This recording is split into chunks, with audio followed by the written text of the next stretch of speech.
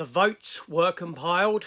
I sat down and I've watched the film that is episode 4 of my Defending a Dud series. The film that you all voted upon, the film that won in that poll, or lost, whatever way you want to look at it. Did I win? Did I lose by watching this film? So today I'm going to attempt to defend this movie here.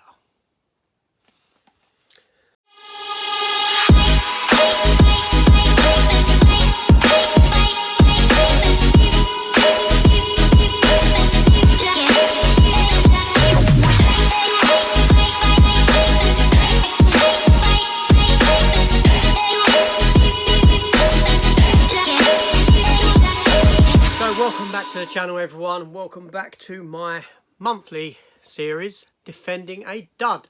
Like I said, here we are with episode 4. Now, if you're new to this, then I'll just give a quick explanation. Basically, what I do on a monthly basis now is a new series where I take a look at the worst of the worst, those films that are considered to be abysmal, pointless, worthless, films that have been put to me by viewers, and then I do a poll. I take 3 of the films, I do a vote in, and whatever film comes out top of that poll is the film that I then sit down and defend. Regardless of my thoughts on the movie, my personal biases, I try and put them to one side. I watch the film and I try to find something of worth in that film and see if I can change anyone's mind with my opinion. Now, maybe sometimes I will be given a film where I completely fail in my defence. Other times I may not. Sometimes I might find it impossible to actually defend a film.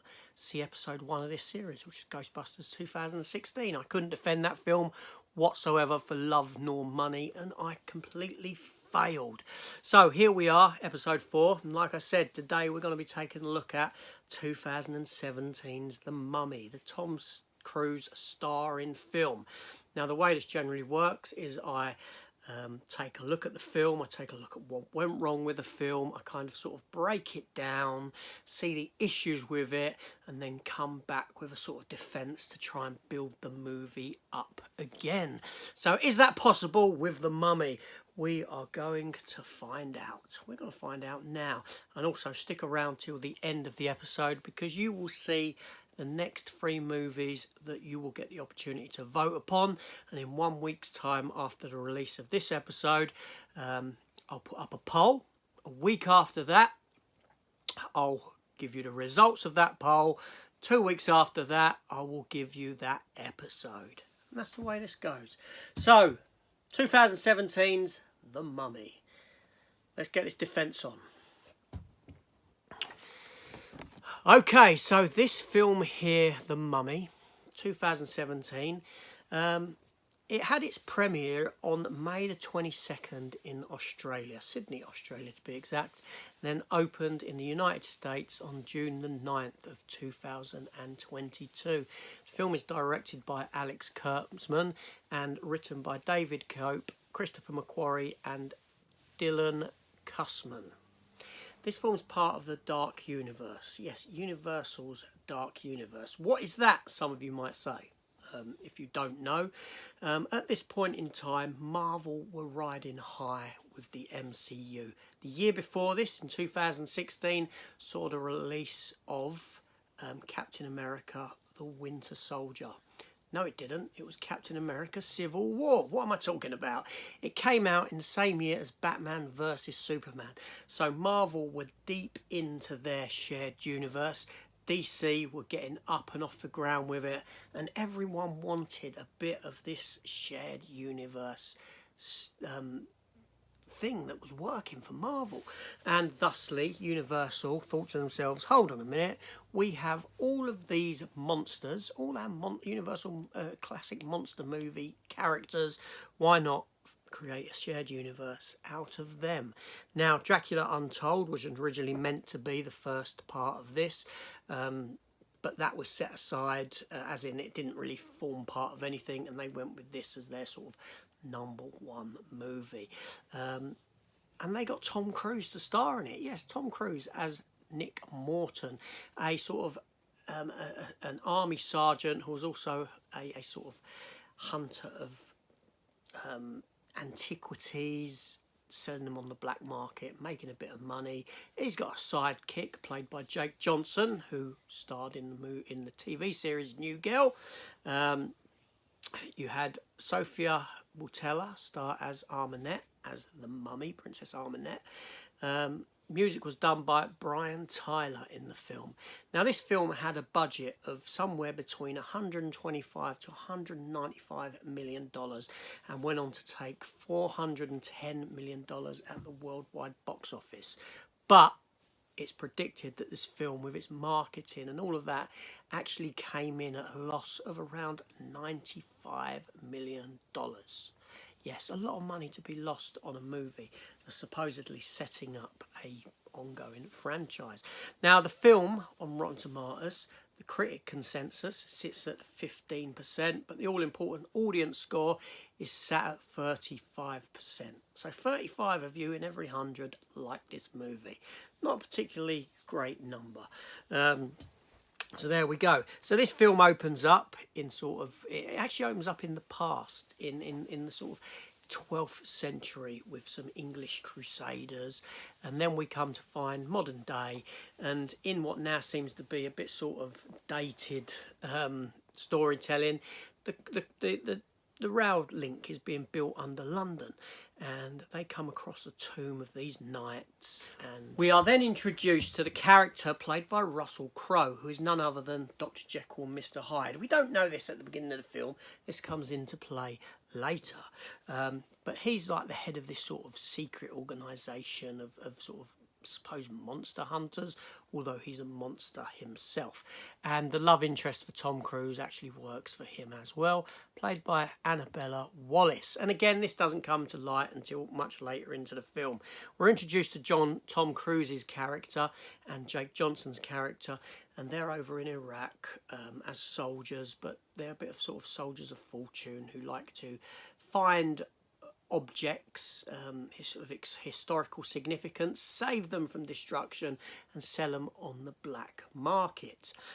This leads to a sort of action scene where a bomb is exploded and a big hole appears in the ground, opening up this burial chamber for an ancient Egyptian site in Iraq, which is miles and miles away from Egypt. So what's that doing there? Oh, very odd. Obviously, they go down, they explore, they release this mummy, where they transport the thing. No care given to how it's transported, really, considering it's like 5,000 years old. It's just strapped up to the underneath of a plane or a helicopter and flown away, all looking very odd. And then on the plane, no safety regards taken to it or whatever like that. And a ball starts rolling and the story gets going. I don't really want to go into the story of this. I don't want to tell you the story of it. That's very telling, isn't it, me saying that? Anyway, so what went wrong with this film? Okay, so the issues with this film, right? Number one, this film serves no purpose whatsoever than to introduce us to a shared universe. Yeah, this film doesn't really work as a standalone movie. What I mean by that is everything in it is served to create a bigger narrative of a shared universe. Tom Cruise's character himself and the journey that this character goes on from beginning to the end of this movie is nothing more than serving a bigger picture. That's all it is. The events in this film, the introduction of characters like Russell Crowe and all this, again, done for no other reason than a cynical attempt at creating a massive cash cow to get you, the audience's money. The film's editing is poor, the pacing is poor in the sense that the narrative makes no sense. We get this fantastic sequence that looks great, and it's the one done in zero gravity as the plane's coming down, all filmed for real, like Tom Cruise loves to do. And we have the plane crash, and yes, Tom Cruise awakens from the dead on a morgue table. The woman is being asked, played by Annabelle Wallace, is being asked to identify the bodies. But then we cut to externally the plane crash where there's still fires still burning and corpses being searched for. But yet they've got a load of corpses sat in a morgue already. It makes no sense. It's like the editing. This scene should have come before this scene. The film suffers with those sort of things as well. As action sequences go in this film, there's nothing that really stands apart other than this plane sequence. Nothing else stands up to any sort of scrutiny. It's all very humdrum and drawn out and rather quite a dull film in that respect. I can't think of any other action sequence that actually elevated beyond that sequence there. And this was last night that I watched this movie, and I've been giving it some thought overnight, and and what I would say about it. The other biggest problem with this film is Tom Cruise himself. This film isn't a Tom Cruise film. Tom Cruise should never have starred in this movie. Tom Cruise, okay, you've got The Mummy, which is a massive IP. Yeah, it's a massive it's a very well-known sort of horror, iconic kind of a character. And you've got Tom Cruise, who's probably one of the biggest actors on the planet. Now, the minute that you've put these two together, right, Tom Cruise, he comes across stronger than the actual story focus itself. And the whole way through the film, I didn't feel that I was watching a character named Nick Morton. I felt that I was watching Tom Cruise in a film that he should never have been cast in. What they should have done was cast a lesser known actor so that the Mummy itself was the star of the film. That is what the film is about. But no, this is a Tom Cruise vehicle. And for those reasons, this film faltered. But primarily it was all down to the cynical attempt at building a shared universe. And the film ultimately failed. And the whole shared universe thing, the dark universe, there's even a logo that comes up at the start of the film. The whole shared universe thing was scrapped. How embarrassing is that? I don't know. Now let's get into the defence of this movie. Can I defend it or can't I? Let's try. Okay, so all biases aside, I sat down, I watched this film for its 110-minute runtime, and it's a nice looking film. Yeah, it's well produced. It's well produced. The money's there on the screen. The special effects are nice. I've got nothing else for you. I've got nothing for you on this film. I can't defend this film. This is a film that I've watched last night, and I've tried to come up with a defence for it. The musical score, I can't even remember the musical score by Brian Tyler. I honestly, people, this is what... I've been defeated. And that's what's going to happen sometimes in these defending of duds. I can't defend this film. This film, even though, like I said, it's quite well directed. It's well produced. The money's all there on the screen. But because it leads to nothing, I cannot defend it. There's no redeemable quality about this film. Is it a bad film? No, it's not really a bad film. It's not a film that I look at and I say, that film is terrible. That film is rubbish. No, what it is, it's a film that is pointless, that has been rendered completely and utterly pointless in what it does. That's what we're left with. And for those reasons, this film is a dud. It really is. And seriously, I can watch films that you'd probably think are 10 times worse than this.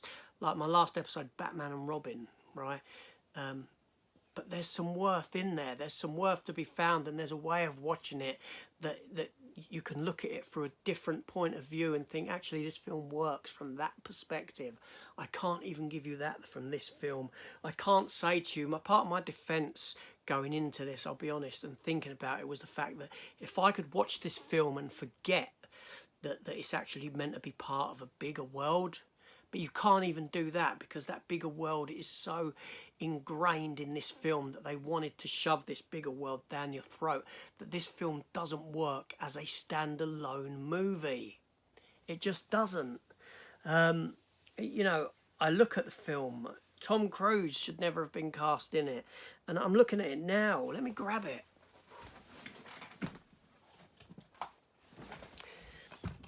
Look, I mean, that's a big budget. That is, you know, it's a tentpole, big budget movie. It's got decent directing. It's got decent production. It's just, I look at it. I don't look at that and think, that's a terrible film. I look at that and I think, that is a pointless movie. This movie has got no reason to exist. This movie's got no reason to be watched anymore. Yes, it's a bad one in that sense. So I'm sorry, I failed. I failed at this episode of Defending a Dud. I have, and for that I can only... Oops, stuff's falling down behind me. And for that, I can only apologise, you know. And this is going to happen sometimes. I've done 4 of these now, 4 Defending the Duds, and I'm 50%. I think I've done 2 quite well, Speed 2 and Batman and Robin, and I couldn't defend the 2016 Ghostbusters. And this film, there's just nothing in there that I can find to defend it with because it's pointless. And I'm sorry, I failed. Head hung in shame. But that's what this is about. Me trying to find a defence. And some of these films might be indefensible or undefensible. Is it indefensible or undefensible? I don't know. Indefensible. Can you find a defence for this movie?